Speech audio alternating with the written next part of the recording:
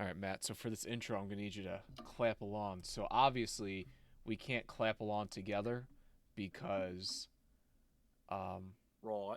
because You know. because of latency issues and everything. So Right. I'm gonna start clapping along, and you follow my clap. And once we get into a groove, I'm gonna stop clapping. You're gonna keep clapping, and then we're gonna do this. All right.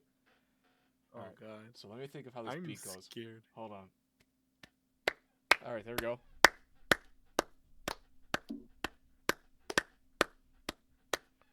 Keep it going. All right, here we go. Here we go. Here we go.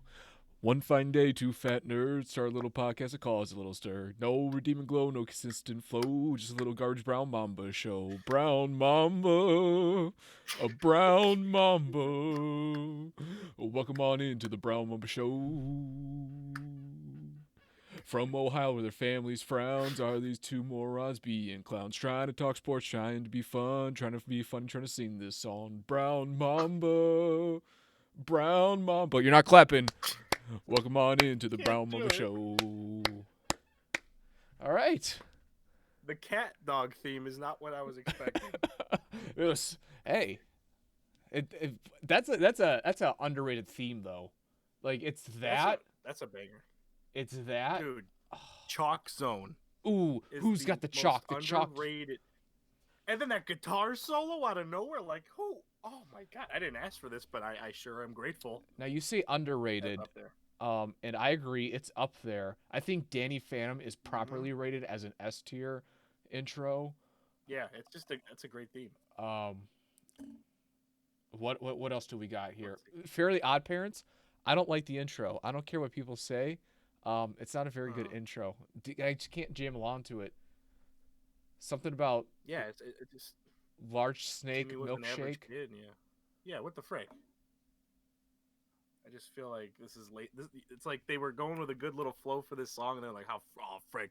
How do we?" Just a bunch of things a kid could wish for, I guess. Lazy. Come on. Jimmy Neutron was okay. I was never a fan of that theme. My Life as a Teenage Robot underrated. Just Listen underrated to in it. general. Show and theme song. This was Ed and Eddie, a modern take of the Andy Griffith theme. Come on now. I didn't think about that. That's good. Taking whistling to the modernizing it. I don't know. All right, that topic wasn't planned, but it had wheels. Right. It had wheels. We just don't know what we're talking about. Well, we do know what we're talking about. We just didn't do our sharp. research. That's accurate. That pretty much goes for this entire podcast of ours. Is Just about everything here. yeah. All right, so Matt, we are back with episode 23. 23. Oh, mama. The the- Kobe episode is next. Andrew Sandejo episode of the Brown Mamba Show. Out of all the 23s. I can't think of a better 23 than Andrew Sandejo. Name me 75 better 23s than Andrew Sandejo. You got me. Exactly. Got me. You can't name 75. I can think of one. Let's see, we got Joe Hayden. Joe Hayden. Pretty sure it's a 23 that played for the Indians at one point. Michael Brantley. Was Michael Brantley 23? Am I going crazy thinking that? I think I feel like Michael Brantley was 23. Yeah. Michael Brantley. I'm trying to think of a basketball player that wore 23 that was good.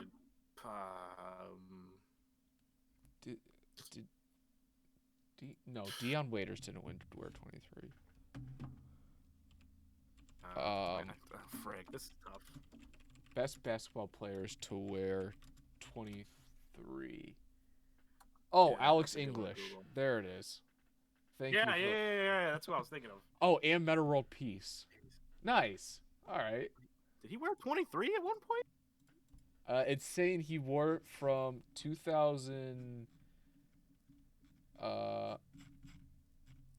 Well, what the heck? Okay. Bleacher Report probably has the worst laid out website in the world. Yeah, Meta World Peace wore it from 2002 to 2004. That was back as Ron Artest days with the Pacers. Yes, quite. The basketball Those back player in the Haymaker days. formerly known as run our test. Yeah. All right. Yeah. Yeah. Okay. We got some 23s. More people need in to there. wear that number. I feel like, I mean, it's people can still carve out a Jeff legacy with that number. Mullins, Marcus Camby. He's up there. Oh, Marcus Camby? Okay, never mind. No one can wear 23 again. That should be a league retired. All right, so we're back with the Marcus Camby episode, Matt. Oh, dear God. Before we jump into any topics, anything you wanna say, anything that's on your mind, anything that's you're chomping at the bit to talk about.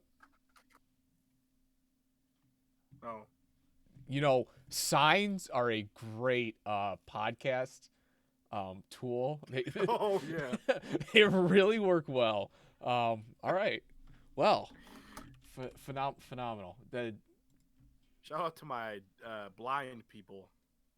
That's right. All right. So Matt, I got a question for you. And at first it sounds crazy because the answer is obviously LeBron, but I want you to at least think about it. And LeBron wears 23. No, he wears 6. Oh yeah. My bad. Right. What was I thinking? All right. Idiot. Michael Jordan. No, that's 45. All right, never mind. Yeah, it's 45. Never mind. We're good. All right, so Matt, I want you to think about this because the answer is obviously LeBron, but who's more valuable to their team, Patrick Mahomes or LeBron James? Oh God. Patrick Mahomes or LeBron James? Well, I mean, we saw with the Chiefs before Patrick Mahomes, you had a Chiefs team with Alex Smith that can win you a playoff game. So who'd they win? And then we saw with the was that with Titans? The Lakers. They beat the Titans in that or something like that. Go ahead. Yeah. It was the Marcus Mariota Titans. Yes. Yeah, I remember in that game. I'm pretty sure Marcus Mariota threw like a goal line pass. No, wait. I think they lost to the Titans. What was that? The 2017 NFL playoffs? Because I remember my brother picked the Chiefs to win the Super Bowl, and I'm like, did you just pick Alex Smith to win the Super Bowl? And then they got bounced by Mariota in the first round.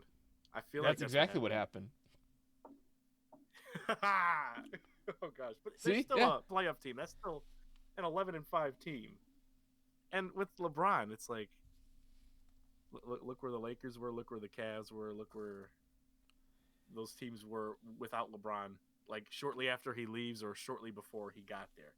But then again, he just changes the roster so much that the teams are completely unrecognizable. If you take LeBron James and replace him with a league average forward, so the Chiefs replaced a league average quarterback with a superstar quarterback. If you put a league average forward in replacement of LeBron James, do the Lakers make the playoffs and lose the first round?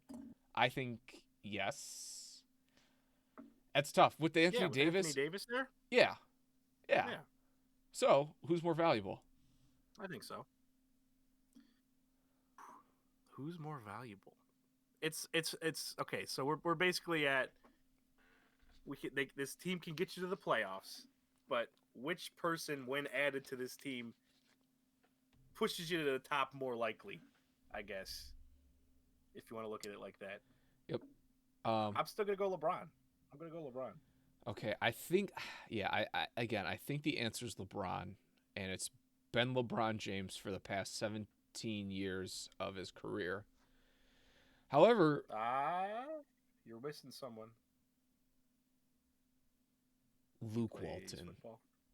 Oh, no, he plays football. Plays football. Buster Screen.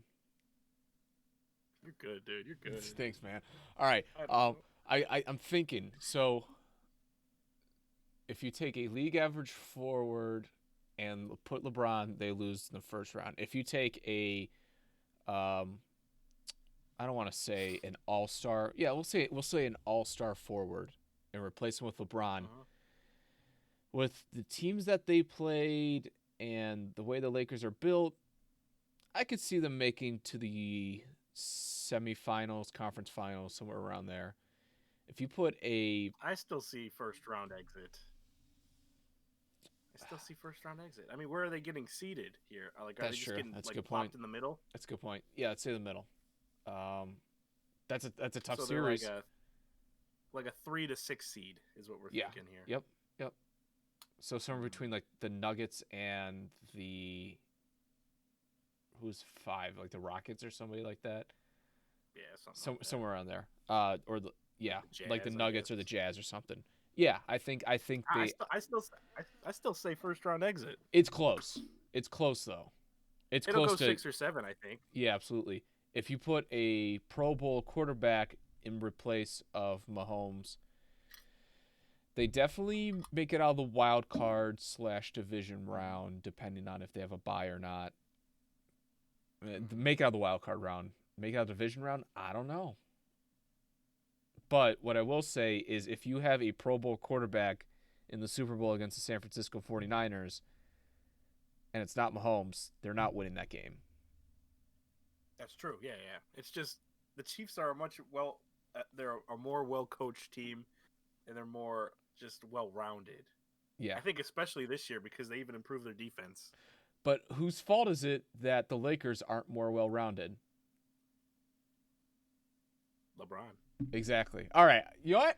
It was going to be LeBron. Now I've convinced myself that it's Mahomes. All right. No, I'm still going LeBron. Yeah, I mean, it's hard not to. Like, he can take over a game at any single second, and Mahomes is only on the field half the time. So, well, give or take. Also, Mahomes is what, 4, 25, and LeBron's like what, 36 years old. That's true. And it's crazy that you even have to compare these two at what stages they are in their career. Yep. Did you see Mahomes said he's going to put ketchup on his turkey for Thanksgiving? Oh my god. It's disgusting. Like, ketchup on turkey? What are you thinking? I can't even fathom what that would taste like. No. I don't like ketchup as it is. It's fine. You don't like ketchup? With carnival, ketchup. I like carnival fries with ketchup. Like that's where it's at. I don't really like ketchup on anything else. A good fry doesn't need ketchup. Let's just say that. Perfect. That goes for a lot of things. A good rib does not need barbecue sauce. A good steak does not need anything besides a little seasoning. What else are we thinking here? I was gonna say good turkey doesn't need gravy, but that's probably wrong. No, yeah, that's definitely wrong. No, but a good nacho doesn't need cheese. A great pizza does not need toppings on it. Cheese pizza is not my first choice. However, if it's a bomb cheese pizza, it's better than some good pepperoni pizzas. Yeah. Right. All right. Look at that. That's 2 topics that we didn't even plan that we're just getting passionate about. Wow. All right. We're like kind of good at this. Quick. All right, Matt. So, speaking of the NBA, let's get your draft reactions here. What do you like? What's kind of confusing you? And what are the Hornets doing? Who did the Hornets take? They took LaMelo Ball. Oh, yeah. Yeah. I think Michael Jordan's just stacking up on players he could annihilate in practice to up his ego some more. Yeah, like, it's for his new documentary, The Dance Goes On, I guess. I don't know. We're gonna talk about free agency and trades and everything in a later time, in a later show. But yeah, putting Ball on that team, combining him with a ball-dominant point guard in Terry Rozier, and then a ball-dominant small forward in Gordon Hayward is just what an incredible combination. LaMelo Ball and the Celtics sloppy seconds. You'll love to see it. Yeah. I mean, I like Terry Rozier. I think he gets. I have to imagine. Do you think Terry Rozier's going to get traded? Yeah, he has to, right? I mean, I don't know who would take him though. He's got a decent sized contract. I think he's 3 years left on it. I think he's signed for 4 years. I think you could just hold on to him for the year. I mean, they're not going to contend this year. Right. No. Are they even a playoff team at this point? Oh, no. Well, it is a weak East, even though the East is getting better. The East is getting better. But, I mean, they have 3 talented players on their team. So the chances of them making the playoff is better, but those 3 talented players have the same exact play style. Same thing goes for the Nets. Like, Mm, everybody's talking about the Nets this year. Are they going to make the playoffs? Yeah. Are they going to be a decently high yeah. seed? I say probably like a 5 seed. Is Kevin Durant and Kyrie Irving going to work at all? Absolutely not. There's zero chance that lasts more than a season. Do I see Steve Nash being able to contain and coach Kyrie Irving? No, No. no. And I feel bad for Steve Which is Nash. why he's already said that he thinks they can coach themselves. So that's a good start. Ooh, ew. That's not what you want to hear. Um, No, he said I feel like me and KD can just coach ourselves at this point. It's like ooh, that's a little all right, good luck, frightening to then. hear. Yeah, it's gonna suck for Steve Nash because that's gonna be his first introduction to the league, and he's got to coach probably the two biggest prima donnas in the league, um, and I probably am James interested to see Harden how coming in. KD comes back though. Oh my god, if Harden goes on that team, What are they gonna do? what Like, the frick? Harden's an underrated passer, but he still Yeah, needs the I'd ball say in his so. he still needs the ball in his hands, and so does KD and Kyrie. Even though Kyrie shouldn't never have the ball in his hands. I feel like Kyrie would be a much better shooting guard. I Although he does, it's tough with I've him. been saying that for years. Like I've been saying Kyrie Irving would be one of the best shooting guards in the league, but teams still decide he should be a ball dominant point guard for some reason, even though he's not a great passer and he's a horrible at ISO. Mm. I mean, So he's got great handles though. So like yeah, but the highlights on Bleacher Report's Twitter are gonna be sick. Did you see him break Brandon Knight's ankles like 3 years ago, 4 years ago, five Dude, I years ago, think a 6 years 9-year-old kid ago? on the street did that on his way to the court. Like a 14-year-old girl did that to him. All right, all right. But to the draft, what are we thinking here? So Timberwolves take Anthony Edwards. It's a nice little squad they're putting together there. Yeah. Anthony Edwards was born in 2001. Like that's Oh my god. yeah, What? yeah. That one that's a little weird. Warriors Oh draft god. James Oh my. Wiseman, which you Oh, know it's fine. good for the Warriors. They finally need, that key central player for their franchise to, really help them take them to the next level. No, They weren't even trying to tank. They succeeded in that. Like what? that's frustrating. And like they get the center that they've been needing for years. And Clay's out for the year, but still Curry, Draymond in that center and Wiggins. Yeah. Uh, and Wiggins.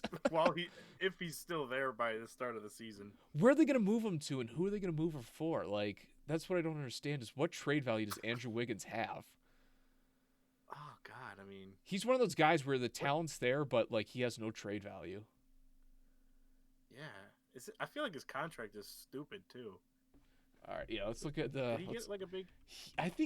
When he signed, I think he got like a 5-year, $122 million contract or something like that.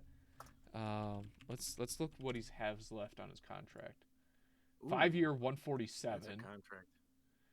So for the 2020, That's a lot of mediocrity. this year he's getting paid 29 mil. Next year is 31 mil, and the year after that is 33 million, and then he's a free agent in 2023.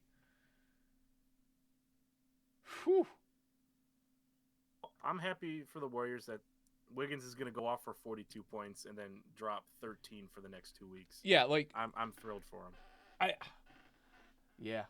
but I mean, like if this is the year that Wiggins just like puts it all together, like what's the point even like anymore of just any of this? If Wiggins puts this all together, and they have Steph, Draymond, and now James Wiseman, like what's the point of any of this anymore? Like it's just not fair. That would be a Warriors thing for Wiggins to just be like, oh, okay, that's what I got to do. Oh, yeah, we're good. Okay, we're good. All right, let's start it. Bulls drafted Patrick Williams.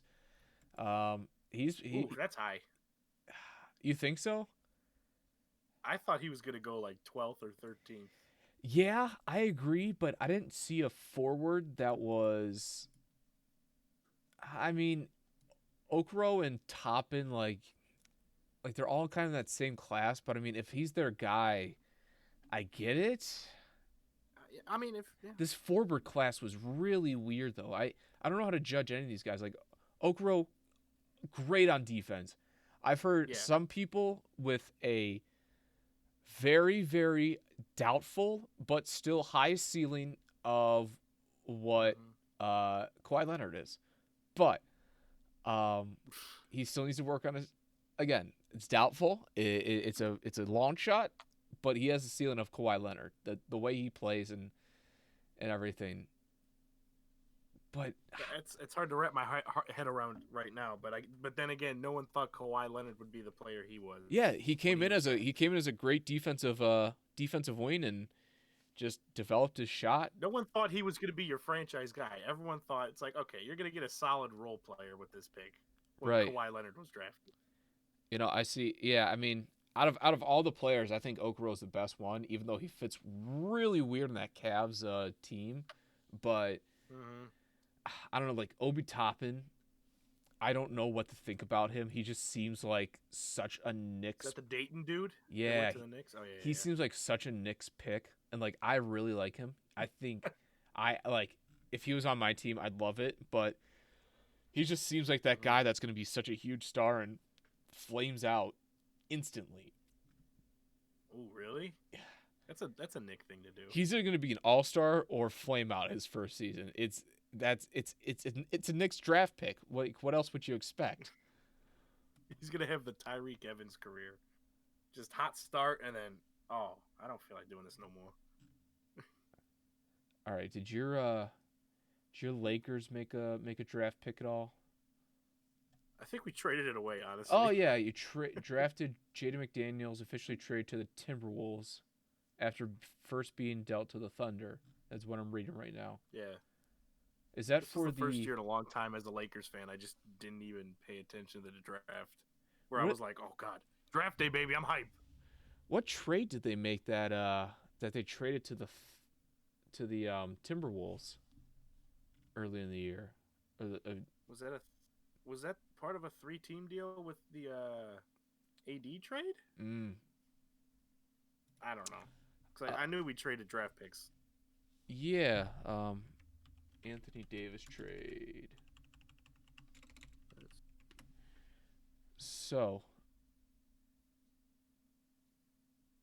everything I'm seeing is it's just between the Pelicans and the Lakers. So I don't know what they could have traded for, and I don't really have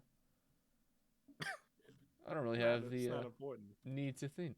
You know, draft was weird. This was a really poor draft, but I see a lot of names that at least at the top, it's a very top heavy draft. I see a lot of names that could definitely be young rising players in the future, um, especially Okoro and uh, and Patrick Williams. But yeah, I How mean, did Tyrese Halliburton fall to 12? Is what I that want to know. that's a good one. And the Kings drafted him, and that's Which is like the worst spot for him to go, especially right after. And then I was like, oh, okay, I guess they're gonna move on with De'Aaron Fox. They don't want to sign him, and then they extend De'Aaron Fox. I don't understand what they're Kings, I don't know what they're gonna do with what? him. I really don't. And I feel so bad because I was like Tyrese Halliburton, dude. That's who I think is gonna be the best rookie out of this class. But now he plops himself into the Kings, and I'm like, well, what are they gonna do with him? Right, I like thought for sure the Spurs were gonna take him, and I was gonna be so pumped for him. the But only now I things don't know. I can think of is they're using him as trade bait, or Ugh. they play really small, have him at the two, De'Aaron Fox at the Two. one, and Buddy Hield at the three. Like that's a really small starting lineup, but or they have Buddy Hield. The Warriors are gonna look at the Kings like, dang, why are you playing so small? Right, like, or they have Buddy Hield at like coming off the bench as a sixth man. Like, I don't know what their I don't get plan it. is. I thought for sure the Spurs were gonna get him, man. Tyree I did not. Tyrese Halliburton is a great player. I think he's going to do really good things, but Because once like, the Knicks passed on him, I'm like, okay, Wizards no, Suns no, Spurs probably nope. I guess not. They went with Devin. What is it, Vassell? I don't know who that Vassell, is. which I don't know why they did. Do they really need another forward? Like, is that the? Oh, he's a forward. Yeah, he's a. It seems like a Popovich thing. He's probably gonna work out. So it's like, why am I questioning it? Yeah, right. Obviously, he's going to develop a great 3-point shot, and then, you know, just Another dynasty. Get a couple overseas guys. Yeah, Yeah, we just get exactly. rolling. Yeah, that's I don't know. And then what do my Celtics do? They drafted Peyton Pritchard and then Aaron Nesmith? Aaron Nesmith. Yeah, Nesmith? Is that how you say it? I believe so. Naismith? I don't know. I don't know things. Naismith, maybe. I don't know. It's depth. They need depth. Naismith is a. You have the best GM in the NBA. So Stop it. Dude, give that man zero credit for literally anything. God, I hate that man. All right. next episode, you just need like a 5-minute rant on him. Go But in like on Ainge. everything that he does, like he's so good and so bad at his job. Like it's so frustrating. I wish he was just consistently good, or he was consistently bad, and we just get rid of him. He is so hit or miss. And has he built a good team? It's like every 2 years he sucks, and then he does one thing, and it's like, we gotta keep him. Like he's afraid to make any big trade whatsoever that would immediately help the team. Like his free agent targets, like they just signed Tristan Thompson, which I absolutely love. Oh, really? Yeah, I absolutely love that. For that team, it's a good fit. I think. Yeah, he's a great fit. He's the rebounder that the Celtics haven't had in years. But like at the same time, it's like, all right, do this every year and do this with every move. Like get some consistency going and let's actually build something. But no, I had to watch Daniel Tice and Gordon Hayward in the playoffs last year. Oh, Gordon Hayward. Such a big contract. But yeah, I hate Danny. I hate Danny and I love Danny. Like, yeah, he takes a chance on Jalen, or doesn't take a chance on Jalen, takes a chance on Jason Tatum, finds a great star in Jaylen Brown, signs Kemba Walker, which was a phenomenal addition to the team. And then he's, but then before that he trades for Kyrie Irving and signs Gordon Hayward and gets out. But then again, what did we give up for Kyrie? IT Sexton, the Sexton pick. IT. Okay. Some white big man, I forget his name. Ante Zizic and Jay Crowder and maybe somebody else. Oh, Crowder. Okay. I think that's it. I don't know. It wasn't that bad. Yeah, no. I mean, I know you liked Isaiah Thomas that year, but yeah, he's hurt, and like know. I've said it a million times, I'd rather have Colin Sexton on my team right now than no Kyrie Irving whatsoever. So I mean, the Cavs won that trade, and I was literally the only person from the start saying the Cavs won that trade. Part of that is just because of how much I hated Kyrie Irving, but his big three was Kyrie Irving, Gordon Hayward, and Al Horford. Oh, God, I hate. Al Horford might be one of my least favorite players I've ever had to watch in a Celtics uniform. Is he that bad? Or is he just like, you think he can be better than what he's doing? Yes to both. He's like Karl Anthony Towns if there's actually something good there. But at the same time, why do you hate Karl Anthony Towns? Because he's part of Karl Anthony Towns is that the Timberwolves really do not set him up good for success. His matchups are not that good. He plays the center a lot, which he's not a center, but he's too soft for a big man. He's just way too soft of a player. So Karl Anthony Towns is like your Deshaun Watson for the NBA? No. No? Who is my Deshaun Watson for the NBA? It's probably Ben Simmons. It has to be Ben Simmons. Simmons? Ben but Simmons. You said with Towns, he was like, because the Timberwolves don't set him up good. It's like, well, the Texans do that with Watson. So, Deshaun Watson had DeAndre Hopkins, and they still have a good wide receiver. But still. And Will Fuller. So how about an offensive line? You don't need that. Russell Wilson doesn't have one. Okay, but I mean, are we really gonna knock the guy for not being Russell Wilson? Yeah. Well, when everybody talks like he's Russell Wilson, if people put Watson and Wilson in the same category, I don't get that. Which they were doing for a couple years. Yeah, and especially now that he doesn't have Hopkins. But then again, he still has a decent receiving core. Yeah, Will Fuller and Stills, Randall Cobb, Brandon Cooks. like that's not horrible. That's not terrible. That's not terrible. And Fuller's really emerged as a really solid wide receiver one this year, which has been Dude, very if he can surprising stay for me. healthy, he's really good. That's why I wanted the Packers to get him. I always thought Fuller was a really good number 2, but I never thought he could be a number 1 like this. But he's been really solid, yeah. See, why would the Packers trade for Will Fuller when they can draft a tight end next year with his draft pick? We need another tight end. Why not? Oh my god. Why not? Quarterback, running back, tight end. Those are our first 3 picks. Oh. I will never. I don't even care if it works out. I don't care if Jordan Love, A.J. Dillon, and Josiah DeGuara all end up being all pros. That's still going to baffle my mind that you're a Super Bowl contender and that's what you decided to add to this team. Yeah, not drafting for a need, even though the best player available is probably your need until the 4th round. I said I needed Patrick. I said I wanted Patrick Queen, T. Higgins. Was Justin Jefferson still available? Because I knew I wanted him. Yeah. So if Justin Jefferson was available. I don't think Justin Jefferson was available. Yeah, I think the Vikings took him earlier, and I was ticked. I think around 22. But I knew Patrick Queen, and I knew T. Higgins were available. Let's see, the Packs drafted Jordan Love, 26 overall. Oh, we traded up, though. Right. We traded up. You traded up, passed on Patrick Queen, T. Higgins. Man, even Chase Claypool was there. I wasn't high on Chase Claypool, and I'm still not high on Chase Claypool, but still better than Jordan Love on your team right now.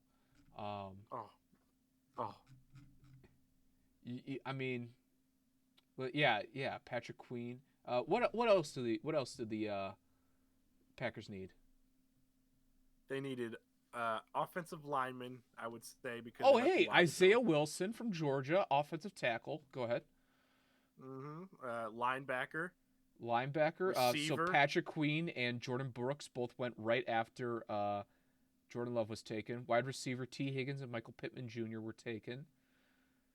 Do you need a running back though? We had James Jones and Jamal Williams. I'm guessing they didn't take Dillon. They took Dillon because we don't plan on paying either of them this offseason. That's gonna hurt.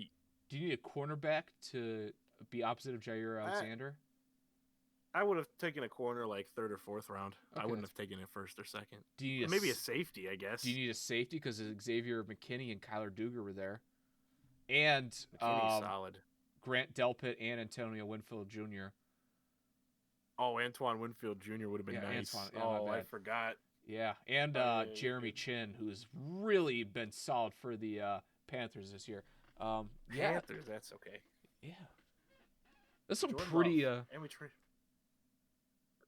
pretty solid. Urza Cleveland, he was there. Oh yeah, where'd he go? To Minnesota? He went to Minnesota. And I think they're playing him as a guard now, even though he was originally a tackle. I think he's been doing pretty well. Did Tristan Wirfs go early to Tampa? Tristan Wirfs went to Tampa. Okay. Yeah. I'm just gonna repeat what I said when I first heard the Packers made the Jordan Love pick. This guy better make my tits hard the first time I see this man play. That's all I'm gonna say. I'm not gonna be mad. I'm just gonna be baffled, and then if he sucks, I'm gonna be mad. Brandon Ayuk was taken 1 pick before Jordan Love. Ayuk. I liked Ayuk. I knew nothing about him, but I thought he had a dope name, and I would have loved to yell that every Packers game. Yeah, that'd been pretty cool. So I'm ticked I don't get to do that. But aren't you glad you get to yell? What's his name? Jordan Love. No. It's not fun. No. The running back. A.J. Dillon. Aren't you glad you get to yell A.J. Dillon like when he's on special teams or something? I don't know. When does he play? Yeah. Does he play? Okay. Here's the thing. Beginning of the year, couldn't score inside the 5, and it's like we're running the ball with our 5'8" Aaron Jones and our skinny Jamal Williams. It's like didn't we just draft this big hulky running back in the second round for these exact Oh, he's situations? 6 foot 240. AJ Dillon's a big boy. That's a thick boy. Wow, yeah. But instead, we decide not to play him, and then he gets COVID and makes our second string running back also not available to play for a week. Jesus, his thighs are massive. Dude, that is a hulk of a man. I could eat a buffet off that man.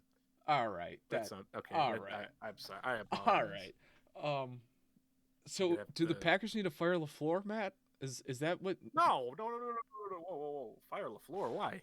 I don't know. Why are we firing LaFleur? It doesn't seem like he's making good choices. He's not the GM. It's Brian Gutekunst. Well, why weren't they running at the goal line with AJ Dillon? That's fair. That's fair. But then again, it also took him until what, 2-3 weeks ago when we lost to Minnesota to lose to a division rival. That's fair. To be fair, it was a loss to Minnesota, though. Yes, quite. Yes, yeah. And they just lost to Dallas, so it's like, frick. Because I could have kind of been like, oh, they're rolling now. But right. They just lost to Dallas. No, yeah. Yeah. So kicking me off. Does Gutekunst? Do you want to see Gutekunst get the can? No. Nah, really? Until I think he just bought himself like 4 years until Jordan Love just proves himself to either be to get this man an extension or just fire him on the spot. You think he has that long of a leash? I don't know how long until Aaron Rodgers is going to be here. Honestly, this could be it.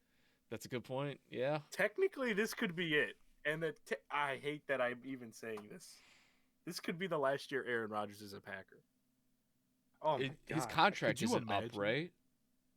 No. But it's possible. There's been ways to either let him go or trade him, which I don't know. Boy, he'd look good in brown and orange. Oh, could you imagine Aaron Rodgers on that Cleveland team though? If they kept Odell, dude, Jarvis, Odell, Hooper, Harrison Bryant, Nick Chubb. Oh my God, that team would be absurd. All right, let's go. I want Andrew Berry on the phones right now. No. I want Andrew Berry on the phones right now. Because I mean, that's the one spot I would like him to be on if he's not a Packer. Because if Baker's not the guy, I prefer him to be a Packer. If Baker's not the guy, which I still don't know, and I don't think anybody really knows. I don't know if Andrew Berry knows. I was really hoping for Matt Stafford, like as an off-season guy. I would really like to see the Browns. I'd really like to see the Browns not take a quarterback in the draft and preferably just focus on defense that entire time. But yeah, I think you'd have a better luck at a veteran quarterback. Yeah, I mean Stafford. That's interesting. I feel like I'd be interested to see that. I feel like the Browns, just to see him out of Detroit at least. At least the Browns receiving core is very similar to the Lions, but better. I mean, Marvin Harrison and Jarvis Landry and Odell and Kenny Galladay. Wait, did you say Marvin Harrison? I did say Marvin Harrison. Jones? Dude, Marvin Harrison. No. Marvin Harrison on this Browns team would be awesome. No, could you imagine? I mean, T.J. Hawkinson's an awesome tight end, and the Browns have two really good tight ends. And I mean, just nobody can hold a candle to Nick Chubb and Kareem Hunt. So I'd take Stafford. I'd be happy with Stafford. I thought about us doing a top 10 like running back duos, but then it was like, okay, number one's so obvious. So like, right. What's the point of it? Number two, it's like, okay, Nick Chubb. Number two, I honestly, I'd probably think number two is probably Aaron Jones and Jamal Williams. It's up there. I mean, it's solid. After that, I'm trying to think. Mike Davis, McCaffrey, because I guess Davis has looked good this year. That's true, but they've had 2 games together? Oh yeah, that's true. I mean, Fournette and Ronald Jones, but on paper that's good. Yeah, same with execution. Same with Clyde Edwards and Le'Veon Bell, but like neither of those guys have gotten touches that much. But all right. So I guess we're into NFL NFL talk. What's your reactions to anything that's going on? This is week 11 that just passed, I believe. All right, just quick reaction to the Packers Colts game. If I can summarize it in like one sound, it would be come on. That's what it would be. If you go to Matt's YouTube channel, which is Matt Mamba on YouTube, and you go to his most recent live stream, you'll get to see his beautiful reaction to the Colts just choking, just the Packers choking to the Colts. Just Packers, yeah. really embarrassing. If you go to 3 hours, 26 minutes and 56 seconds, you can actually see Matt's love for the game just get ripped out of his body. It's hilarious, honestly. I was in there for a little bit. I just got done editing a highlight. I just got done editing a highlights of that entire stream. So I knocked down that 3.5 hour stream to a nice little, what is it? I think I had it to like 19 minutes. Nice. It's a nice little roller coaster of heck yeah and what the heck. I had a good time while I was in there, just really trolling you. While this rather close That's what game everyone I think was doing. I wish I was in there when it was going on. I forget exactly what I was doing, but I really wish when the Packers just really choked there, that and I mean really choked. Our time of possession in the second half was like 8 minutes. Like we that, had the ball for like 8 minutes like in the second half. Another 28-3 scenario there. It was 28-17. Okay. No. 4 turnovers. Hey, but how about the Browns? They won. Hey, can we be positive? You can't spell Super Bowl without Browns, baby. Oh God. No, I'm kidding. This is just another I mean, I don't know what to think about this win. Everybody's praising the defense, and this defense gets no praise from me whatsoever. You were supposed to do that against Carson Wentz. It was horrible weather, and there are still times where a terrible Carson Wentz made you look horrendous. More than enough times, and that's happened these past 2 games as well. Even though they've been in monsoons, you let Derek Carr pass all over you at times, and then you let Deshaun Watson look like he knew what he was doing at times. Oh boy. You let Duke Johnson get multiple 15-yard runs on you. What are we doing here? Oh God, Duke Johnson. This defense is god awful, and I still can't tell if it's the schemes or not. I really do think it's the schemes. For some reason, the Browns only rush 4, at most at times, and it boggles my mind why that is, especially against quarterbacks like Wentz, who when they get really fidgety, that he's a turnover machine. And also it's the secondary just sucks. You give the secondary needs a second and a half, or it's done for them. Especially now with Denzel Ward out and Ronnie Harrison being injured. It's gonna be nasty. A good thing is they're facing the Jags, and I don't even know who the Jake Luton. Jake Luton, that's the quarterback. Are they still going with him, or are they gonna go back to Minshew? It doesn't matter. Neither of them are good quarterbacks. And I mean that Jaguars receiving core just isn't very good. Laviska Shenault was okay. Keenan Cole Jr. has been decent this year. Solid. Literally their only offense is James Robinson, and I'm willing to guarantee the Browns know that, and James Robinson's still going to go for 110 yards against the Browns with 2 touchdowns. They can't stop the run. We have the softest D-line in the league. We have a guy who I thought was going to be a budding star in Larry Ogunjobi, who's just played god awful this year. He's been pushed off the I swear to God, every single play he's pushed off the line of scrimmage by 3 yards. And he looks like he's going in cement. Ugh. And it's just it's frustrating. I don't know. Baker, I don't know if Baker. Every time I watch a Browns game, I look at Baker for a drive, and I'm like, heck yeah, there you go, Baker.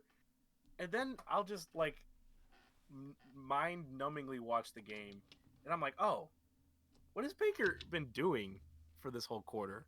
And I just don't get it. He still has those flashes of this dude still has something really special about him, but you just I don't know what it is at this point. I I really don't. his I'm running out of excuses for why Baker can't be consistent. he, I'm pretty sure I have an idea of what it is. Is that Baker Mayfield loves the home run ball more than anything in this entire world, and that's all that I can think of at this point. Is if he's not throwing more than 15 yards, he's not interested. And is that learnable? Is that teachable for him to look at the check down guy more and more? Yeah, I think it is. I hope it is. Because I've always said Baker has a top 10 arm talent, and I don't think that's debatable. That Right. dude can fire the ball, and he can get Hmm. into spots that a lot of guys can't. And he does that at times. He really does that at times. Yeah. But his still franticness to kind of move around in the pocket, even if he's not rolling out anymore. When that pocket gets around him a little bit, he still gets a little frantic.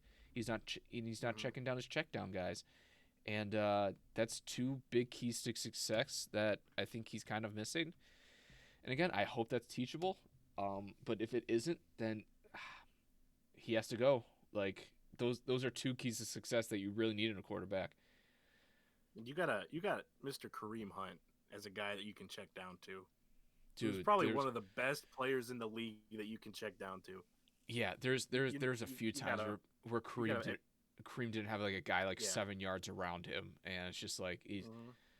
like one guy's not bringing Kareem Hunt down right now. Like that dude is No. unstoppable when he's in the open field. He is so Hmm. slippery. I don't really understand how he's so slippery, but that dude does not get tackled easily.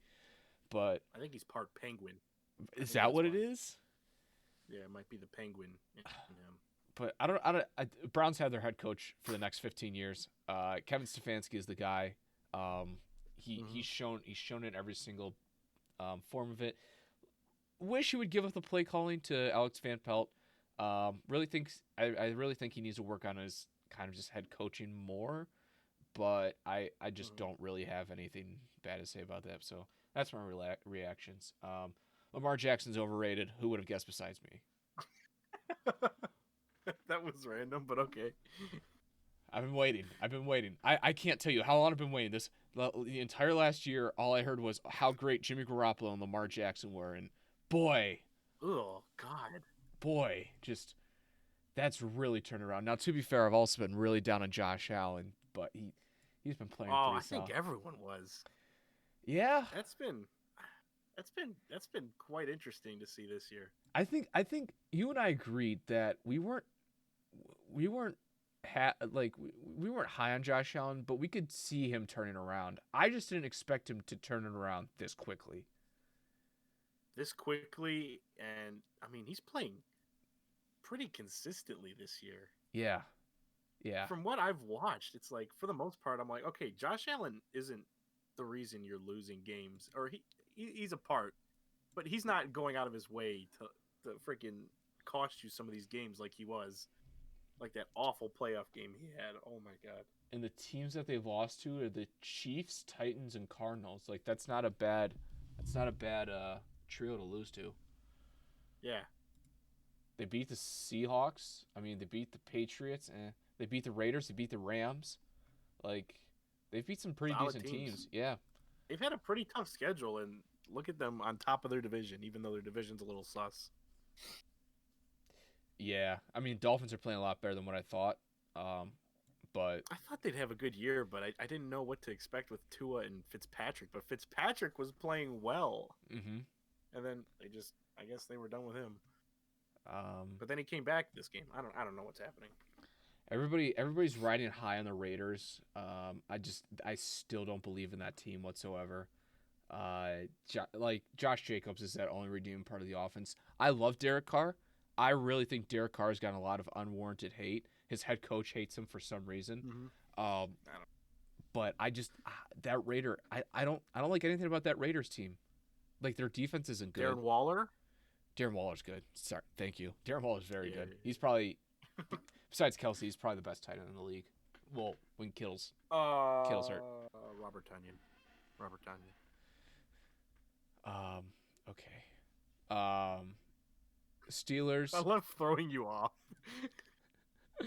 It doesn't help. All right, the Steelers.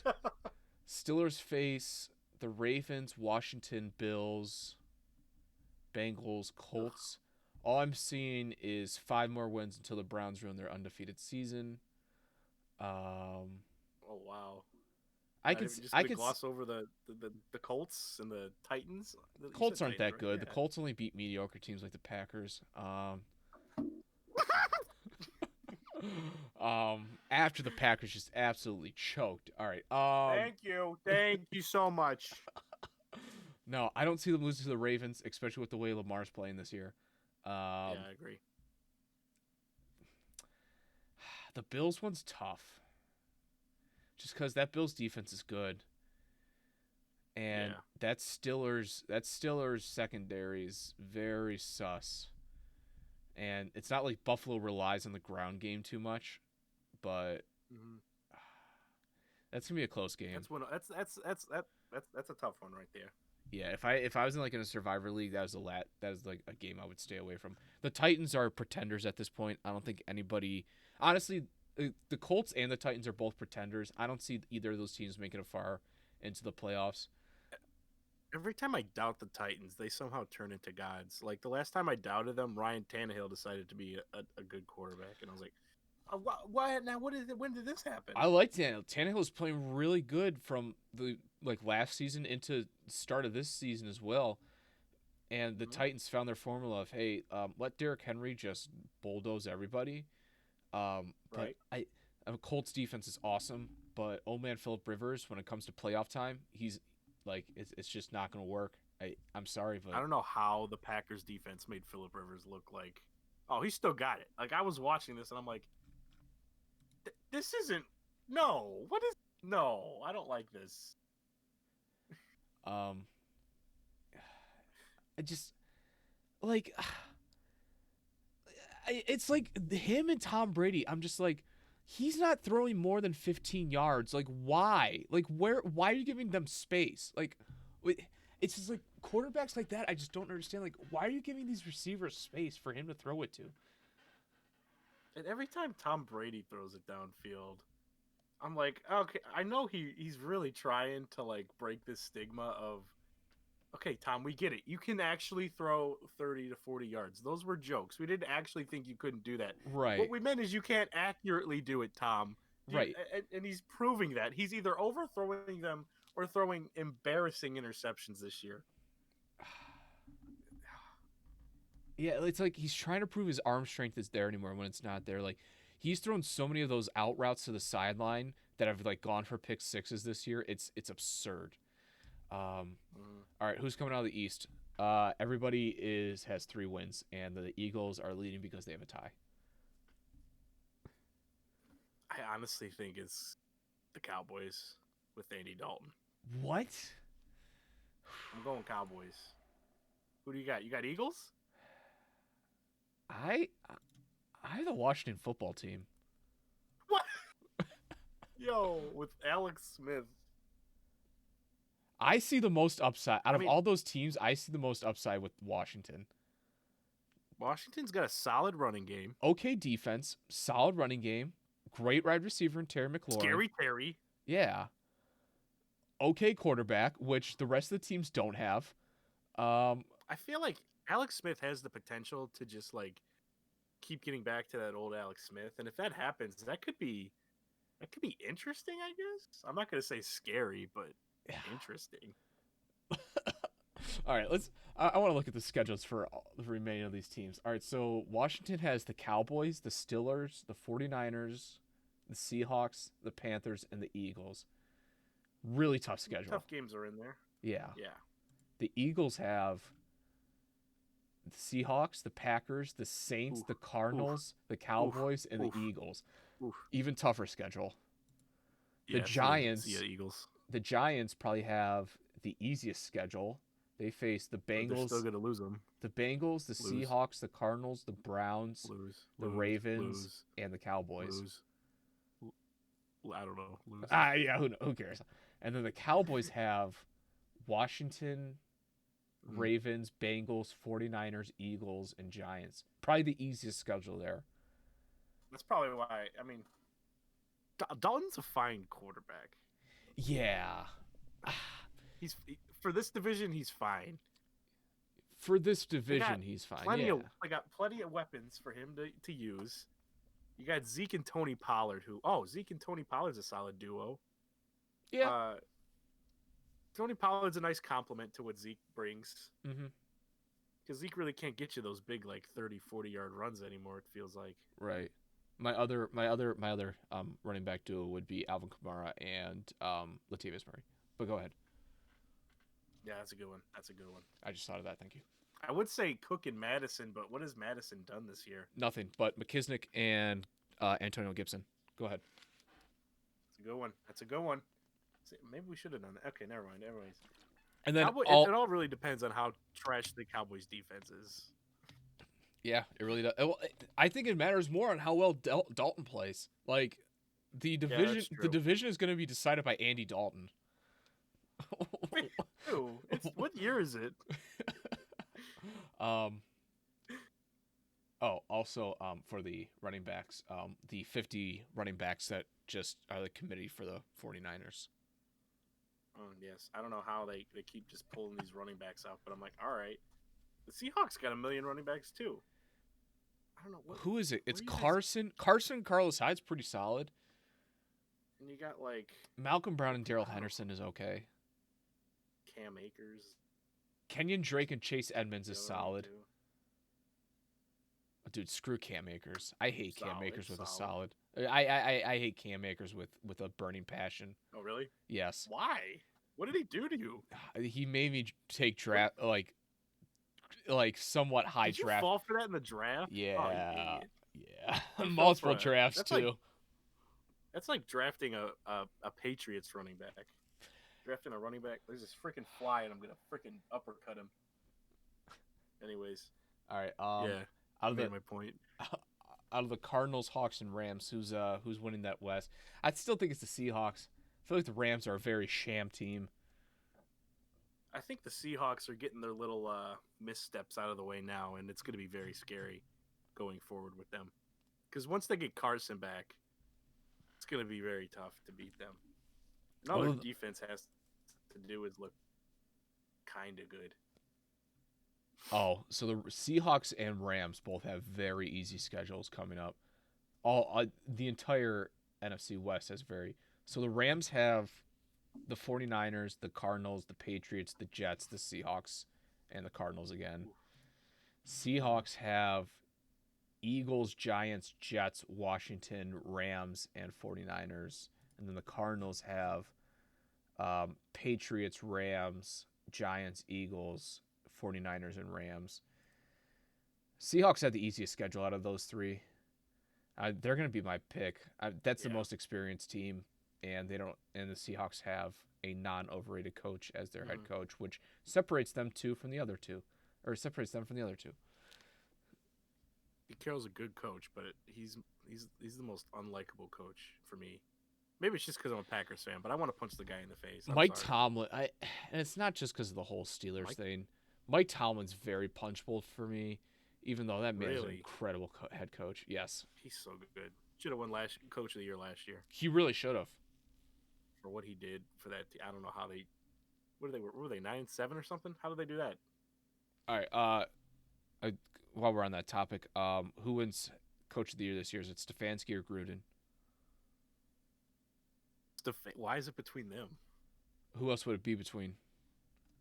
I'm looking. I'm trying to think. Doug Peterson? Coach of the Year. Hello? I think we disconnected something there. There was some sound that this computer made. It sounded like Doug Peterson. McDermott's going to be a good choice.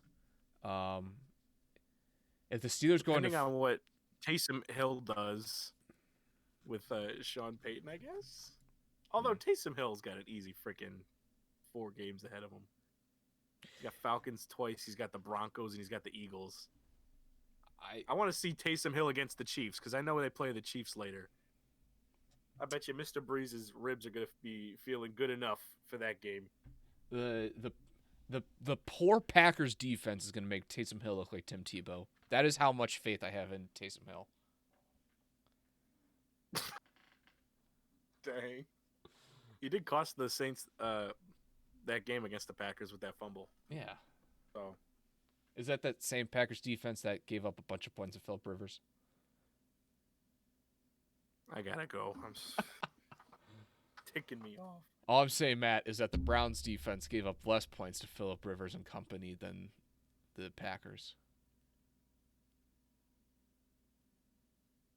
I'm in pain. All right.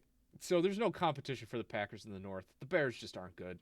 I keep freaking out about the loss, but then I'm like, oh, we're gonna win the division. We're good. Yeah. And for some reason, Detroit keeps on winning, and Matt Patricia's going to keep his job for another year. It's just good for a week, bad for 2 weeks. That seems like the Lions' way. Mind-boggling. And then, hey, I'm down. God, that Buccaneers Saints finish. I mean, the Saints are 2 games ahead, and I don't see them blowing that lead. And I don't. Tampa Bay's got a pretty tough schedule too, right? I know they have to play the Chiefs this week, so. They play Chiefs, Vikings, Falcons, Lions, Falcons. So pretty easy. Oh, okay. Besides the you Chiefs. know what? Once you get through the Chiefs, okay. There you go, Thomas. That's where you go to work. Saints face Falcons, Eagles, Chiefs, Vikings, Panthers. Vikings. Okay, so Chiefs once and then easy. Yeah. Panthers are. Then again, Panthers are a low-key spooky team this year, though. Yeah, is Teddy B going to be playing? This game I do not believe so, but he should be back after that. And then who knows with McCaffrey? Yeah, who freaking knows? All right, so Matt, what? We keep on talking about our top 10 quarterbacks. However, we don't know who our top 10 quarterbacks are. But that ends now. So Matt, let's get into this. Nice. Our top 10 quarterbacks. Who is your number 1 quarterback? Oh, okay. Are you ready for this? Or should we? Number one. No, we're gonna do number 1 because we know who number 1 is. Go ahead. Oh, do we? Frank. Okay, I'm scared now. All right. We know who the top 3 are. Go ahead. What? I got Patrick Mahomes number 1. Did I get it right? Yeah. Good job. All right. What a shock. I was close. I was tempted to put Mr. Aaron there. Okay. Okay. And then you have Aaron Rodgers as 2. Yes. Okay, I have Russell Wilson as 2. I have him as 1.5 actually. I have Russell Wilson, Patrick Mahomes, and Aaron Rodgers as 1, A, B, and C. Yes, that's fair. Although I do have Russell Wilson as 4. Whoa! I have him 4th. Really? Yeah. I got Kyler Murray 3rd. Wow, that's surprising. I said this is based just on this year. And other than that Cowboys what the heck game by Kyler's been really freaking good. He's been what everyone thought Lamar Jackson was, is what I'm going to say. Yeah. An accurate thrower to go along with the threat of running the ball. Lamar Jackson could never. Also, Kyler can sling the ball. Like that he has a cannon, and Lamar Jackson can't throw the ball 15 yards. All right, yeah, Kyler Murray is my 4th quarterback. Okay, so we just flipped. Yeah, Murray again, and Wilson. It's the point. It's to the point where Murray's played so well for me that he's not elite yet, but boy, he's like if I was just doing like top 10 in the NFL right now, it'd be Mahomes, put him in whatever order you want. Right. Yeah. Exactly. All right. So 5 is where it gets interesting. Who's your number 5? Yeah, it's where it gets spicy. It's probably not going to be yours, but I got Ben Roethlisberger as my 5th. Okay. Yeah, that's fair. He's played great. I was going to get yelled at. No, he's played great. You know, he benefits off of a great head coach, but I mean, absolutely, he's played a lot better than what I thought he'd play, even though he still looks like a 38-year-old homeless vet. But oh boy. All right. My fifth guy is Josh Allen. He's just played so well this year that I can't overlook it, no matter how much I try and act like I didn't talk crap about him for the past 3 years. But okay, that's fine. That's fine. It's number 6. Oh frick, where'd my okay? There it is. Okay. Oh, I put Drew Brees at 6. Ooh, I didn't even put Drew Brees in this list. I almost didn't, but then I was like, okay, the dude's just so efficient that I can't. I know he's Mister Check Down. I know he can't throw the ball. He literally probably Yeah, can't throw the ball no, he can't. 30 yards. But I mean, dude's so efficient. I mean, I can't hold it against him that the offense. He just fits so well in that offense. So I put him at 6. 21 or 2,200 yards and 73% completion percentage. I mean, 6 yards per attempt isn't the worst. Oh no, that's wait, what is it? That's touchdown percentage. What's yards per attempt? 7.4 isn't the worst yards per attempt for a Well, pass. Alvin Kamara is really good at yards after the catch. That's that is a great point. Um, yeah, yeah, that's a really good point. All right, yeah, I'm gonna leave Breeze off this list, even though his numbers are kind of That's fine. absurd. Yeah, I'm not gonna hate on it. 18 touchdowns and 3 interceptions. Jesus Christ, Breeze was having a good year, no matter what. It was quiet too, because everyone's always talking about how he's washed, but it's like, dude's still winning games and throwing touchdowns and like not costing games by throwing turnovers. All right, if I'm looking at my list now, if I had to put Breeze on there, I'd put him at 8. But we'll save that. All right, so number 6 for me is Tam. He's another guy that, as much as I want to hate and everything on Tam. Wait, who'd you say? Tam. Tom Brady. Okay. Tom Brady. Yes. As much as I want to hate on Tam. I thought you were like shortening. Okay, never mind. I thought you said Cam Newton for a second. No. I heard Cam, and I was like, no, that's understand. Those first 2 games, though. No, I mean, as much as I want to hate on Brady, he's played great this year, even with those horrible sideline passes he's thrown.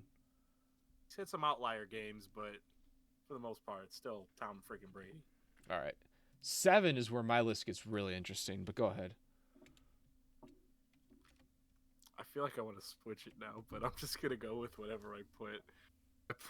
I put Deshaun Watson 7th. Ew. Listen, wins are not a quarterback stat. Okay, that's all I'm gonna say. Okay. Watson is having himself a quietly still a very good year, and I don't want to hear it because he was. I mean, I'm trying to remember the Packers Texans game, but it was just a game where I was like, oh, we're gonna win, and then we won easily, and I was like, okay, that happened. So I can't really tell you much. I mean, from what I've watched, Deshaun Watson's still basically doing what he did, but now he doesn't have DeAndre Hopkins, so it's a little tougher. Deshaun Watson is Lamar Jackson without the mobility and a little bit better accuracy. All right. I'd say he has a higher quarterback IQ too. Okay, yeah, that's fair. Yeah, because Lamar's is horrible. All right. Number 7 for me is Joey B. I think Joe Burrow. I think Joe. Man, he's good. I think he's. Oh, that's why that injury sucks. He's gonna be a star as long as he stays healthy and he comes back from his injury good. Hopefully he's not another Andrew Luck, but I give him one more year and then he's an elite quarterback. Like as long as he comes back and stays healthy, I give him one more year and then he's an elite quarterback. He's so good. What is that? What was that? 7? Yeah, that was 7. Yeah, I can respect that. Number 8. Oh, God. Do I say it? I swear to God, if you have Derek Carr here or something, I'm gonna. I don't. I had him early, but then I was like, oh, I'm finding quarterbacks, like real quarterback. Okay, never mind. Derek Carr's not there. All right, so I put freaking Justin Herbert at 8. Okay, I don't hate that at all. The Herbert. I kind of just left Joe Burrow out just because I'm like, oh, the injury, which he probably would have been on my top 10 somewhere, but yeah, no, Herbert's been just a surprise for me, especially this year. Like I'm like, okay, if Herbert's gonna be good, I'm not gonna see any of it this year, but I've been seeing a lot of good stuff from him this year. Herbert's a baller. He's a little risky for my taste. Definitely a definition of a gunslinger. But hey, if you're a good gunslinger, then that's a good trait to have. I like Herbert a lot. It does help that he has Keenan Allen on his team. which Keenan Allen just showing that Phillip Rivers is washed because everyone was expecting that Chargers team the previous 2-3 years to be that sleeper Super Bowl team, and then they just underwhelm. And it's like, okay, maybe Phillip Rivers was the problem and not the person we should feel bad for in this situation. plus Keenan Allen has just been so underappreciated. And He's so good. He's getting his still one of dues. the most underrated receivers in the league. Yeah. All right, number 8 for me, I had Roethlisberger. Okay. Just interchangeable with everything. All right, number 9. I put Tannehill at 9.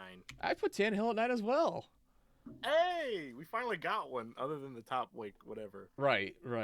Yeah, no, I mean, he was a guy I was trying to take off my list, but I couldn't. Exactly. But I couldn't overlook his first 7 games of the season or whatever. He went on an incredible tear, and something that we didn't really expect, especially with how he played in Miami and everything. But man, he's played really good since he came to Tennessee. But I can't overlook those first 7 games of his, even though he's been off these last few games. All right, number 10 for you. I put Josh Allen because I left him off, but then you said Josh Allen, and I was like, oh yeah, that's right, Josh Allen. Who did you take off? It was originally Matt Ryan. Ew! Stop because of stats. Listen, there is no one. I knew no one in this world who puts up more empty stats than Matt Ryan has his entire career. Listen, he took the torch from Phillip Rivers. Oh my God, that man is just I want to give him credit. No, he won an MVP. He won off empty stats. He should have won a Super Bowl. He would have won that Super Bowl had the coaching been better. Had he not had a Packers defense. Yeah, it's interesting. I wanted to put him on here, and I was going to put him on here until I just completely blanked on Josh Allen. I think I had him on my list, and then I remembered Drew Brees, and so I kicked Josh Allen, but then I forgot about him. Right. Oh well, but yeah, I put him 10. He probably should have been a higher, but Josh Allen, you're good. You're on here. All right, I had Herbert as my 10th. Okay, good. Okay. Yeah, so pretty close list. I don't think you had Tam in there at all, but besides that, everything was basically pretty close. Did I have Tom? Oh, I didn't. Okay. No. Yeah, I'm pretty sure Tom and Breeze. He's just had a few stinkers this year that I'm just like, ugh. Plus, that receiving core it's hard to overlook. Yeah, I was gonna say he destroyed my Packers, but he really didn't have a big part in that. So I'm not gonna give him credit for it. I won't. All right, now the top 10 non-QBs in the league. I will go number 1 because I'm going to take your guy away from you, Davante Adams. Dang it, that was my number 1. Davante Adams has been the best player in this league. He's put the Packers on his back at all points this season. He's been a one-man show, and there's not really anybody else who deserves it besides all the offensive linemen. But go ahead. Yes. Okay. I appreciate the Packers O-line getting some love here. No. But... Not the Packers O-line. Just all O-line. Oh, all offensive linemen. Yes. Yeah, I get that. Yes, besides whatever the Eagles have. But go ahead. and the Bungles. And the Giants. I don't know what they're doing. Yeah. But yeah, I had Davante 1 too. Ever since they beat the Browns during their 0-16 season in overtime with Brett Hundley was their quarterback. I'm like, Davante, I like this guy. All right. He doesn't need Aaron Rodgers to look good, but he sure looks a lot better with Aaron Rodgers. And Davante, the dude, the chemistry he has with Aaron Rodgers is unreal. Because I thought I would never get that Aaron Rodgers, Jordy Nelson connection that we had. And then it was just immediate. Like the next year, okay, Davante Adams is the guy now. And I don't know if this is recency bias, but I'd say he's probably better than Jordy Nelson ever was. I don't think that's recency bias. I think that's very true. Really? Jordy's had some monster years. I think Jordy was a product of Rodgers more than Jordy. Really? Jordy Nelson was a good wide receiver, but I think solid. He was Rodgers Edelman. Ooh, okay. Yeah, because I just look at Davante Adams, arguably the best route runner. Probably has the best first step in football. Yeah, it's him and Diggs. It's him and Diggs that are. Yeah, I'd say Keenan Allen in that discussion too. Yeah. Mm-hmm. I'd say hands.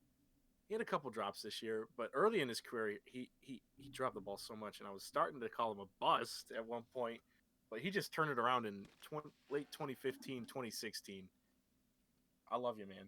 Devontae Adams. Like, if you ever need a kidney and I'm compatible, let's make this happen. I will give this kidney to you. Word. That's all I All got. right. All right. Number 2. I have Myles Garrett.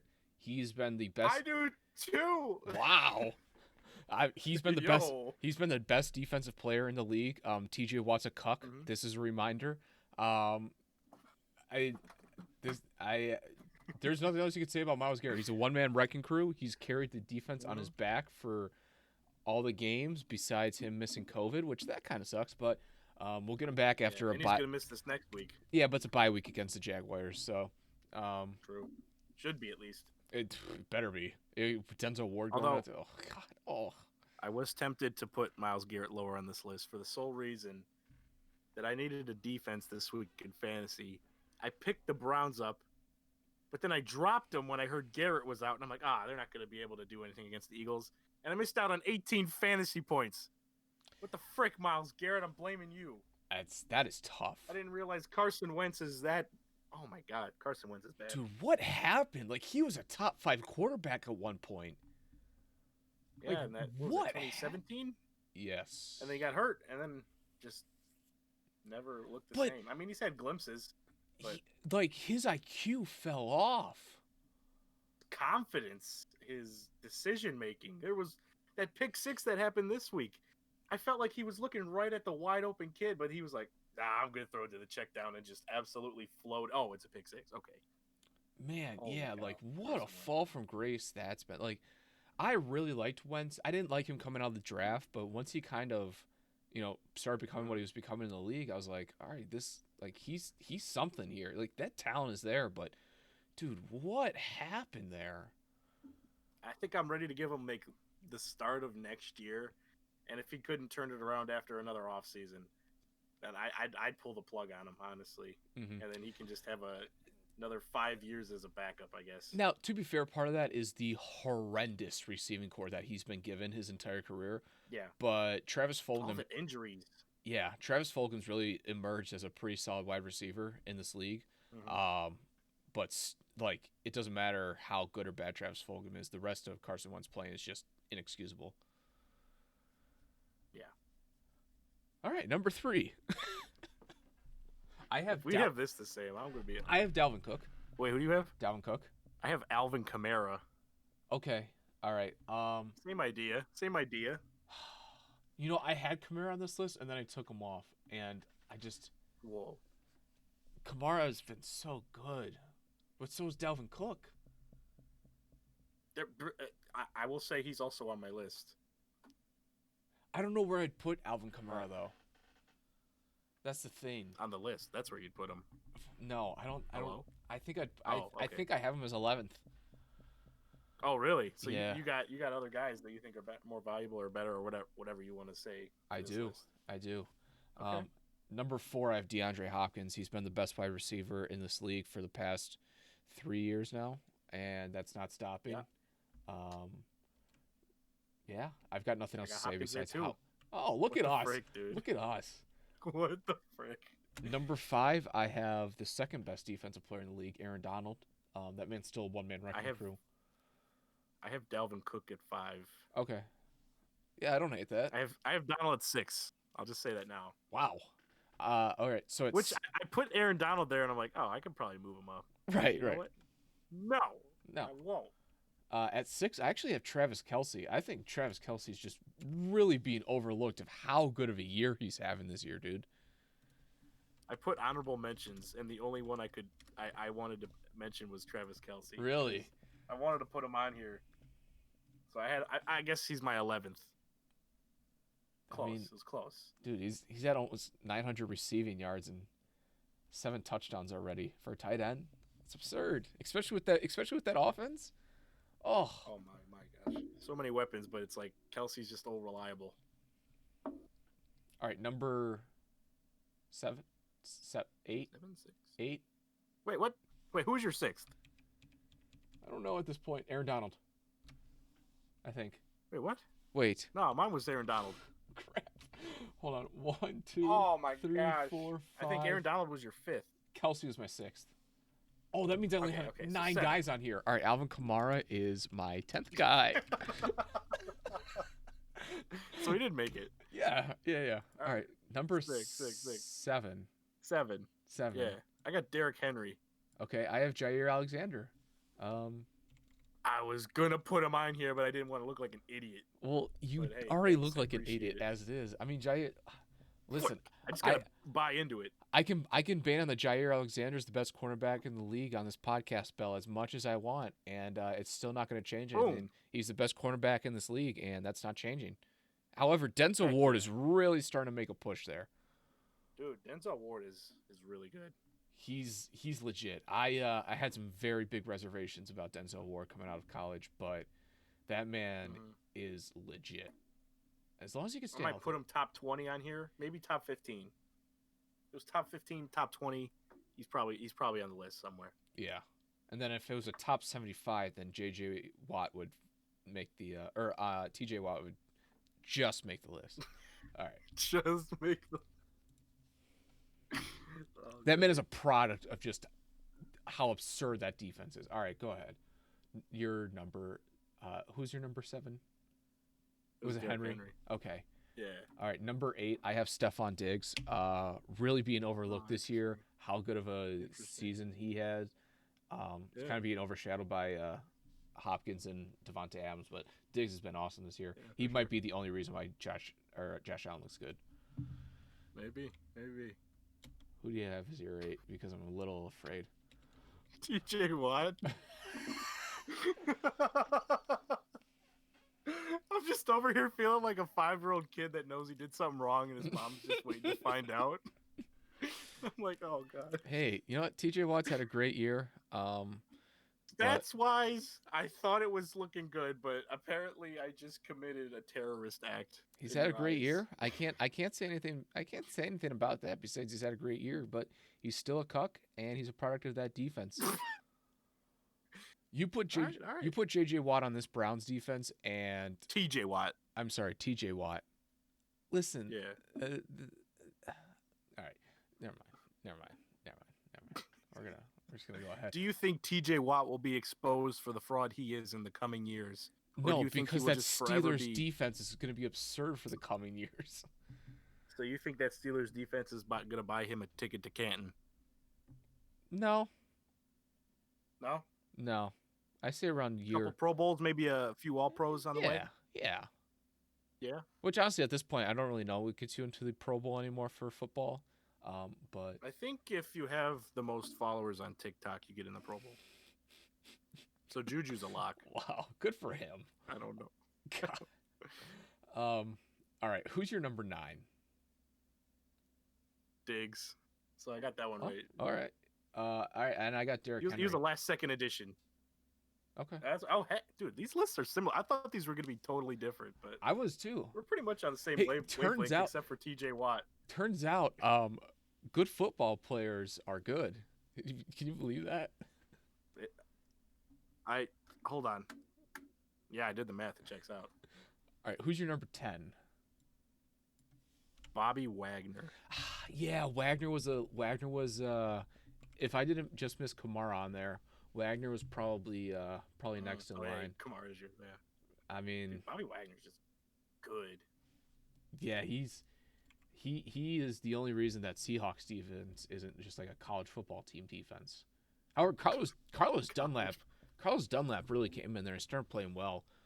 That's a nice addition. That's ticking me off already. Yeah. Oh gosh.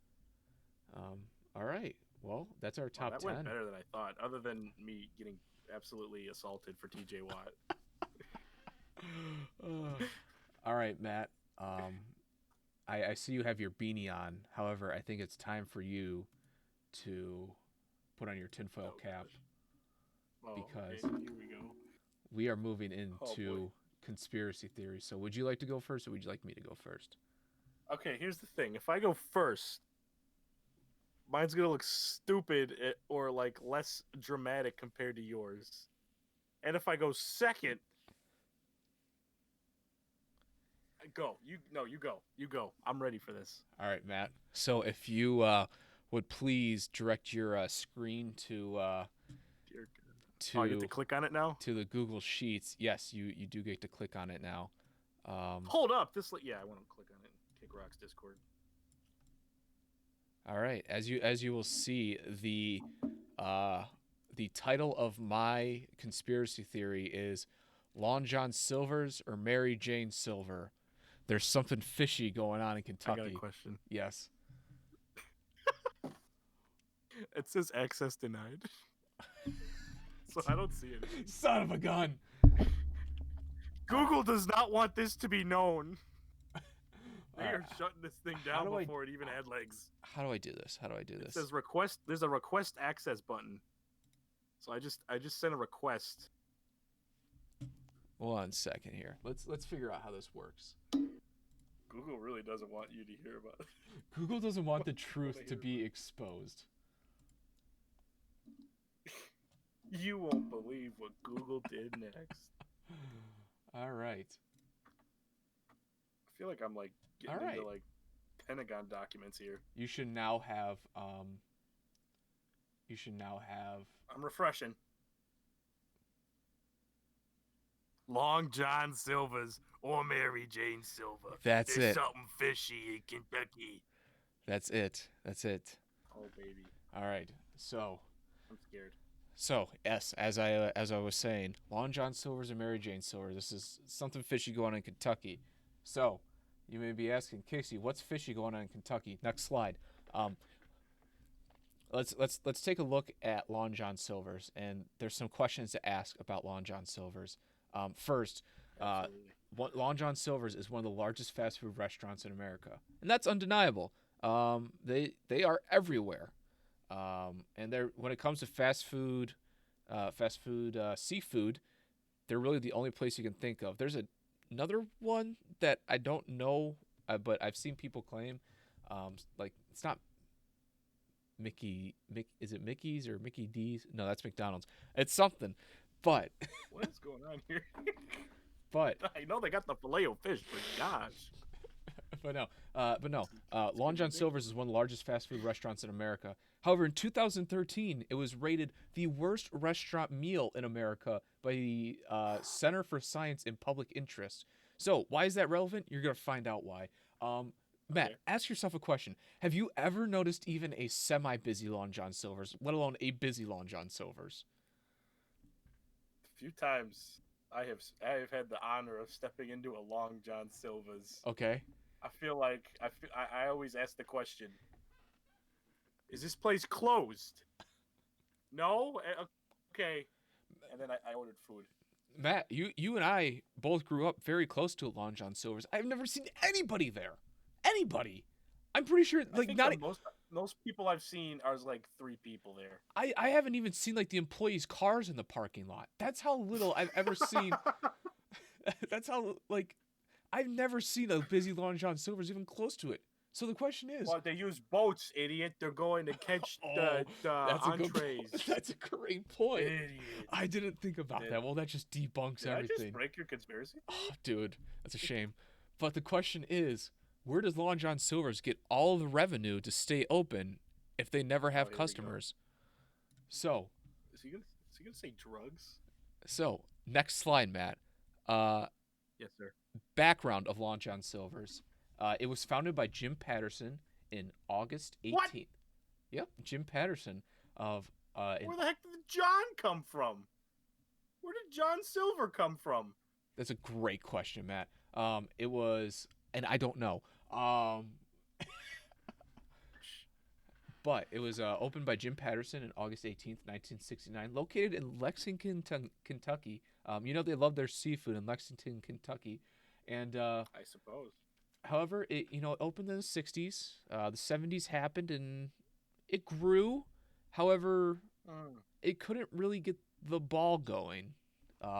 It was kind of just plateauing and nothing was really being made out of Long John Silver's. Next slide. Are you setting up for a pun by saying get the ball rolling? Or is that just a really weird way of expressing that thought? No. Just the way. Next slide. Okay. As you'll see, to get more background, we must go back even more. Great Scott! So, next slide. As we'll see, in the 1940s and 50s, the moonshine business was booming. Specifically, hold on, let me get that out. Specifically, in in Kentucky. However, in the 1960s, that business was starting to slow down as competition came in, and there's more stranglehold on the markets by different let's just say entrepreneurs in the moonshine business. Let's say it. Because you got to think in the 40s and 50s, prohibition just ended in the 30s. You had soldiers coming home from war in the 40s and 50s. So it was booming. However, slowed down in the 60s. And that substance market was the illegal substance market was starting to slip. But was there a bigger market for for the great residents of Kentucky to be serviced? You may ask. Next slide. I wasn't asking. Okay, sorry. And you'll see, God. Here's Johnny. Next slide. Introducing. Wait, but there isn't Johnny because it was Jim Pat. Oh, never mind. Hold on. Here we go. In comes Johnny Boone. Johnny Boone was a moonshiner in the Bluegrass Hills of Kentucky. And his moonshine. Should I be taking notes on this, or is it just like a kind of listen? You don't have to. I mean, you if you want to. This is all facts. This is all facts. Johnny Boone. I got a chalkboard here. Johnny Boone's moonshining was just making hand over fist in money, and he's bringing the dough, but like Walter White, the money wasn't enough. He just wanted more and more. So Matt, you're asking. Yes, quite. You're asking, how can Johnny Boone make more money with this? I was just gonna freaking say that. With this moonshine market stalling, how can he make more money? Well, if you look in the next slide, in the late 1960s, Johnny Boone starts the Cornbread Mafia, and the Cornbread Mafia. I know, what a name! Pretty solid mafia name, Cornbread Mafia. That sounds like a early 2000s rock band. It kind of does. Yeah, you got the. If we ever start a band, that's what we're calling it. But they start the Cornbread Mafia.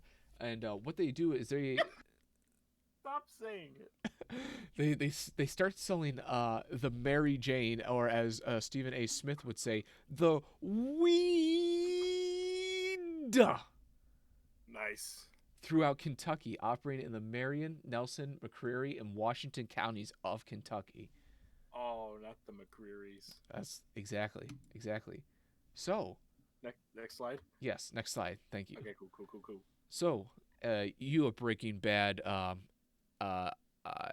fan, you would know that, hey, money laundering is a very important part of a large-scale drug operation. So, what happens when your large drug-scale operation comes into fruition and you don't have a car wash around you?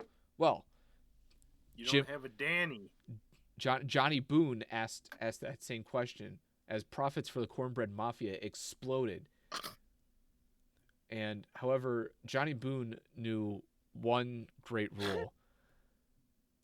What? Cornbread Mafia. I can't get over it.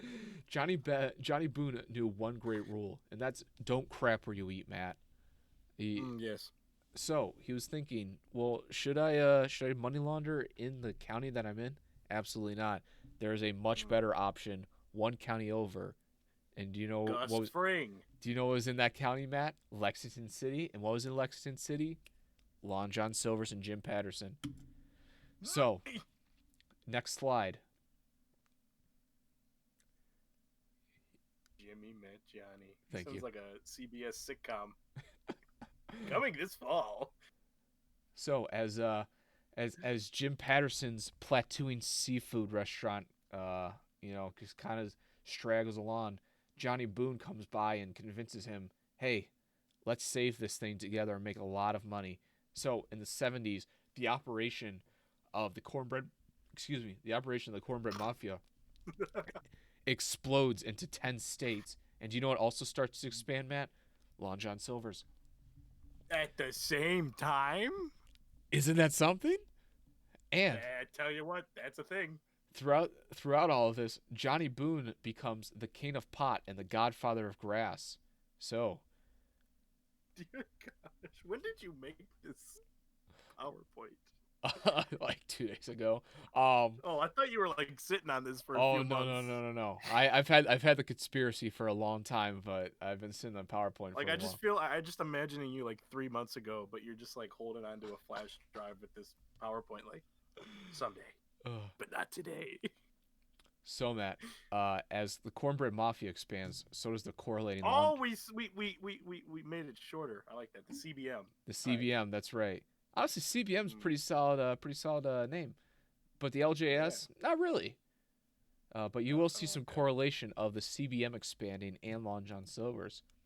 So I would assume so. Next slide. If you couldn't quiet the. Yes, I. God. I wish so bad this was for a class. That would be hilarious. As you'll see by my great title, the couldn't quiet the hush puppies. In the late '80s, the FBI started looking into the Cornbread Mafia. By the early to mid 1990s, Johnny Boone and the CBM higher ups are busted. And do you know what's a coincidence, Matt? Right after Johnny Boone and the Nothing. And the Cornbread Mafia. You're right. There is no coincidences. Right after Johnny Boone and the Cornbread Mafia all get arrested, Long John Silver's files for Chapter 11 bankruptcy. That's a little suspicious, don't you think? More than a little. However, Matt, the fight for the Cornbread Mafia does not let up. Next slide. I knew it. Next slide. If you want to read the title. Pot is patriotic. AIDS is. That's right. Pot is patriotic. AIDS isn't. So, as the Cornbread Mafia and Long John Silver's built their drug empire, it was slowly almost starting to fall apart. And moonshine, or marijuana, like moonshine, was slowly losing its market. So the Cornbread Mafia, knowing this has happened before, they thought, well, what are we losing our market to? Heroin. Yes. What the Cornbread Mafia started doing was they started funding PSA campaigns and politicians to prevent the use of heroin throughout the communities. And isn't it particular that Kentucky had one out of all the southern states, which is known for their scientific advancements? Isn't it something how Kentucky, out of one of the southern states, was one of the lowest HIV and AIDS rates in the 90s? Isn't that something? Yes. So, next slide. As the tides have turned. That's right. The tides have turned. The cornbread crumbles. As we're speaking, the Cornbread Mafia has almost all but surely dissolved. However, Johnny Boone just got out of a Ohio prison recently, this past year, actually. He was released. So who knows? Can we get him on the show? Could you? Oh, that's a great idea. And we present this to him as if he doesn't already know. But just to read his reactions, you know. But yes, the Cornbread Mafia crumbles. Long John Silver's has started closing all over the nation.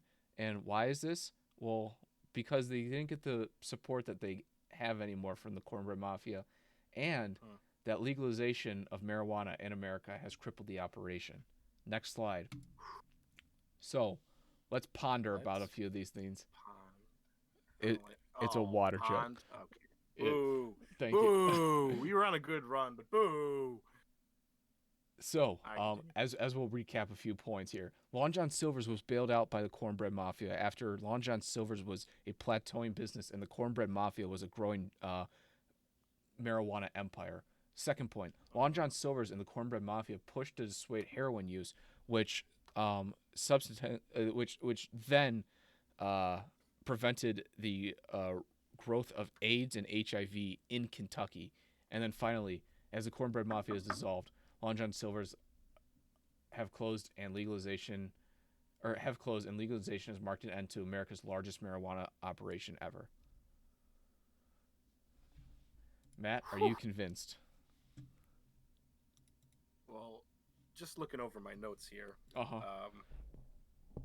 Great golly, Miss Molly, this is more than a conspiracy theory. Okay, did you find this somewhere? Or Yes, have so- you just been doing this on the side for like ever? So I found the original conspiracy theory, and it all kind of made sense. And then I looked into it more, and the whole HIV/AIDS thing just made even more sense. So, Oh, yes. as I was saying, Like a glove. Long John Silver's is not only responsible for the largest marijuana operation in American history, Yes. but it's also responsible for the almost prevention of the AIDS outbreak in the 90s and 80s, 90s. So. I'm currently looking up a Long John Silver's phone number, and I'm going to try and get a statement here.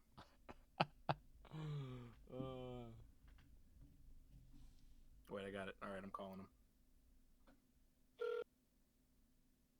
This is not a joke anymore. Put your phone closer to the mic. It's like right on it, man. It's only 1:18 in the morning. I mean, what else do I got to do? Please leave a message if they have a voicemail. Oh, I will.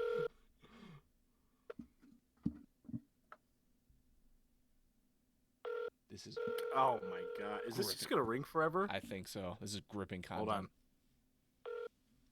I'm going to give it one more ring here.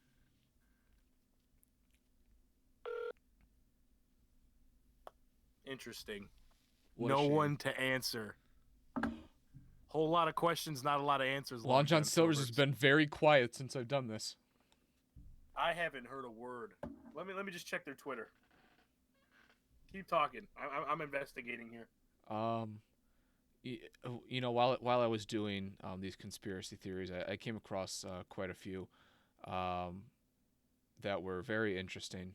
A few that I believe, and a few that I don't. Long John Silver's Twitter has open DMs.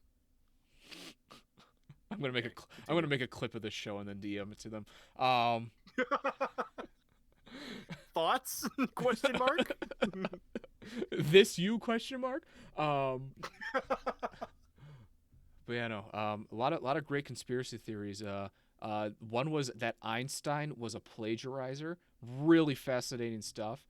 Wait, who? Repeat that. Einstein was a plagiarizer. Yeah, I've heard that. Yeah, I've heard that. You've heard that one? That's a good one. Yeah. Hitler didn't die in Berlin. He actually lived in Argentina. That one's basically all but confirmed.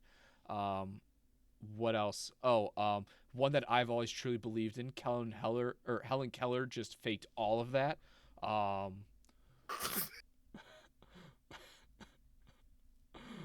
That one still gets me. All right, I just sent Long John Silver's a DM on Twitter. I just put cornbread mafia ... Ring a bell. I haven't heard back yet. What other great ones have I came past? That doctors who perform colonoscopies are actually just fetishes for butts. Yeah.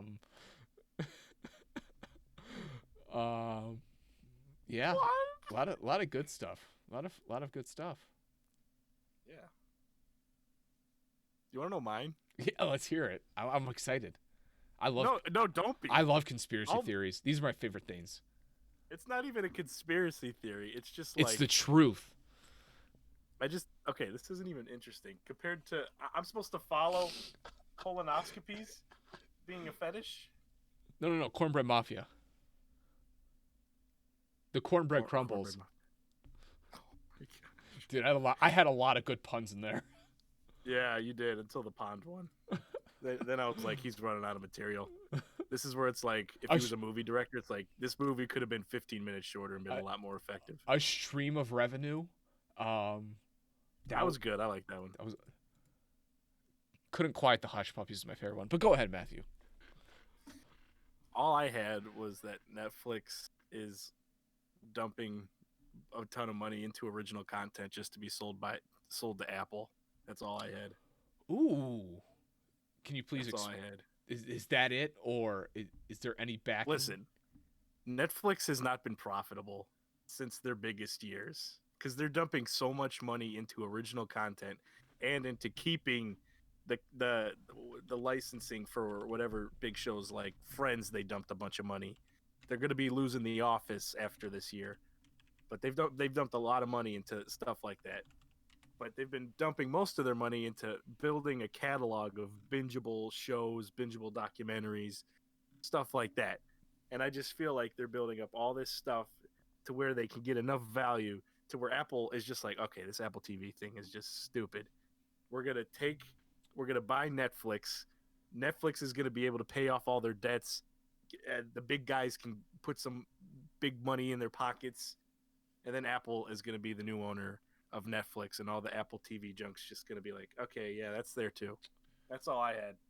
Okay, so I did some very very very quick research about this, and I'm looking at Netflix's profit, or I'm sorry, Netflix's annual revenue since Mm-hmm. 2014, which I would kind of consider like the boom of Netflix. Like Netflix was around for a little bit, but I would feel Yeah, like the DVD rental junk through the mail or whatever. yeah, but I feel like 2014 was like its first like true year Yeah, of like it being king. mainstream. Yeah. So 5.5 billion, then 2015 6.7 billion, even though it was still it was still Mm-hmm. rapidly growing. Then 8.8 billion, it bumps up to 11 million, 15 million, and 20 million. I'm not seeing a high rate of revenue growth at all. That's a I kind And of they're dumping all that profit into and more plus more oh into just absolutely. more shows. And I'm not understanding the thinking. It's like people are gonna resubscribe or become new subscribers if they see an old show that they might want to watch, or if they're interested in a new show. But after that show, they're gonna unsubscribe. So I'm not. You're dumping all this money in for how much is Netflix for a month now? Like 20 something. I don't know. Like I it used to be like 10-15 bucks, but they've just kept raising it over the years. But it's like people are really like, either you have Netflix and you're just like, okay, this is just part of what I pay each month, or you're only gonna get it for like a month or two to watch a few things and then you're gonna cancel. So I'm not seeing where they're gonna just like grow anymore, especially with the competition that's continuing. Like everyone's just branching out into their own streaming services at this point, and according to that's why I think Apple's just gonna scoop them up because they're failing. Apple Whatever or they're doing, it's not Apple or working. Disney, Apple or Disney. Disney Plus is looking pretty good so far.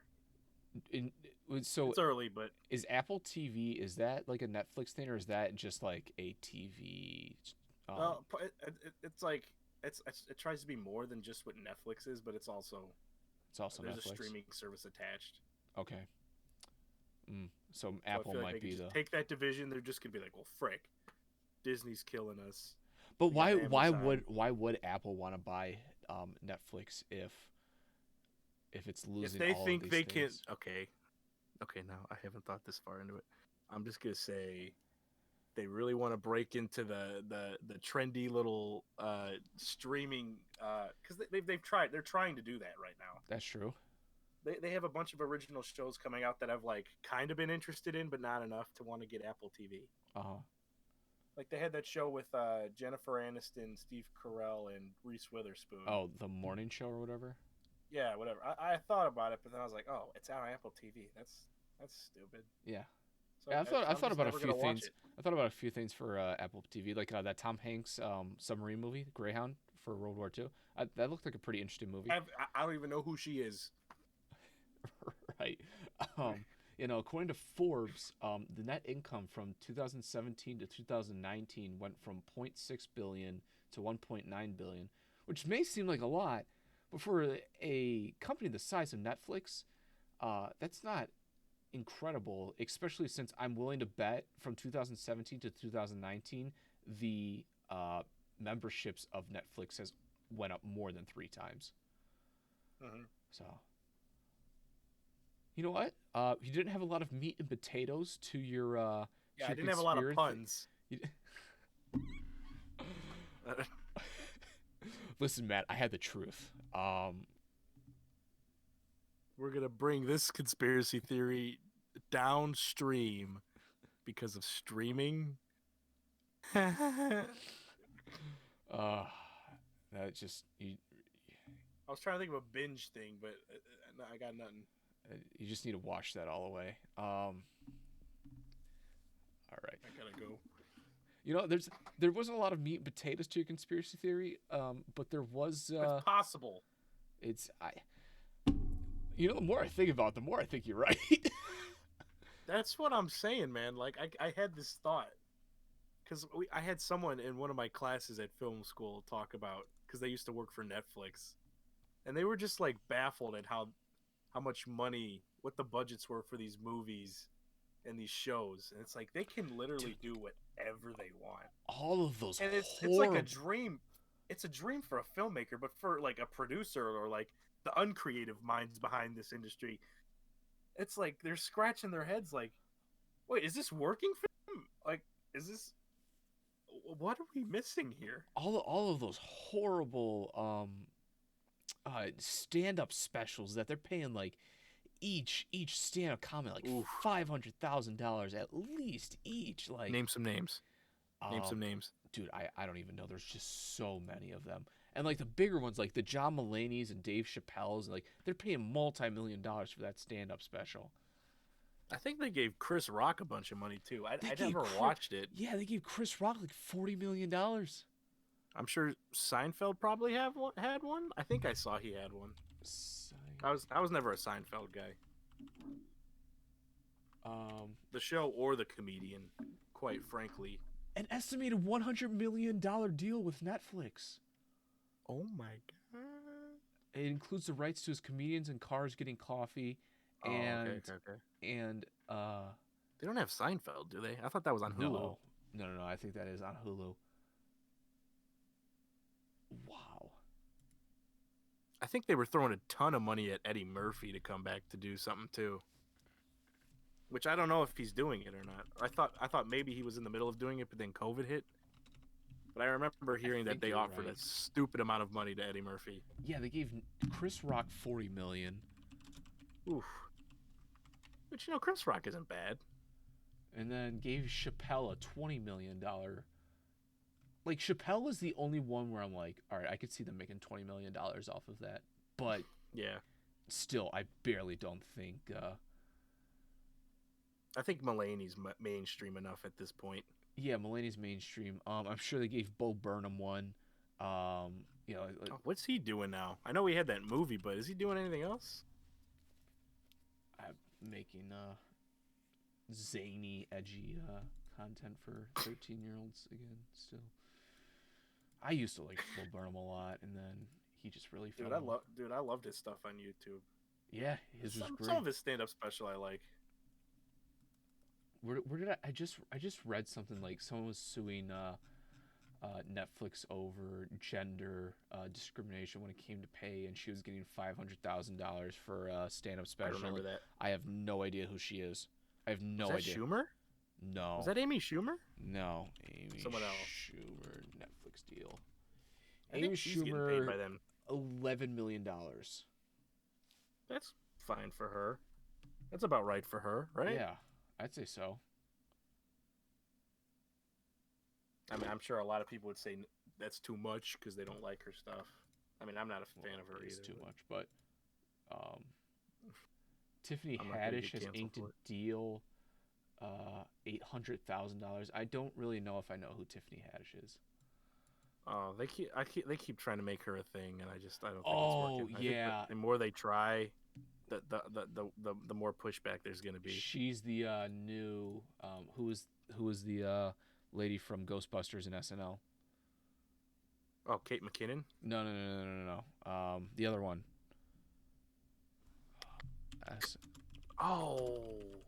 Sassy black woman. What's her name? Oh boy. Well, that like Creed, yeah. No, Leslie Jones. Like, she's the new Leslie Jones. Yeah. They're pushing her, and we know why they're pushing her. I was gonna say, I think Kate McKinnon's pretty funny. I love Kate McKinnon. She's She's legitimately hilarious. one of the only good SNL like talents to come out in the last few years. She is great. A little cringy with some of the stuff she does, like movie wise, but But you can never say she doesn't commit. yeah, it's That's true. where, like, Yeah. So, you know what? I like this conspiracy theory.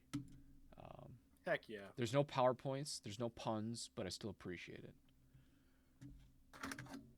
Oh, I just deleted my chalkboard. I All was gonna right. say I had a chalkboard, but I don't even have that. All right. It's 1:30 in the morning. No, idiot. It's 1:32. All right. Well, I don't think I have anything else to add to this beautiful episode, Andrew Sandejo episode of the Brown Mama Show. Gosh. Andrew Sandejo is a very good representative of this episode. Wouldn't you think? He's actually sponsoring this episode. Ew, I wouldn't ever take that. You wouldn't take his No. money. No, there had to be some serious money, like at least like $1,000 before I'd ever take an Andrew Sandejo sponsor. 1,000. It's like if he offered you 900, you're like, sorry, dude. Yeah, no, Add another Benjamin in there before I even keep talking to you. no, yeah, no. The more that he spends money, the more money that he wants to make, and that means that there's a chance that he could still be on the Browns. So, but yeah, all right, Matt. I've got nothing else to add. So do you wanna clap along again and do the cat dog? Oh God, do you have more, or are you just gonna do it again? No, I was just gonna do it again, but I don't feel like doing it again. So, Yeah, you shouldn't. You shouldn't. all the links are everywhere. Episode 23 of the Brown Mamba Show. Thanks for watching.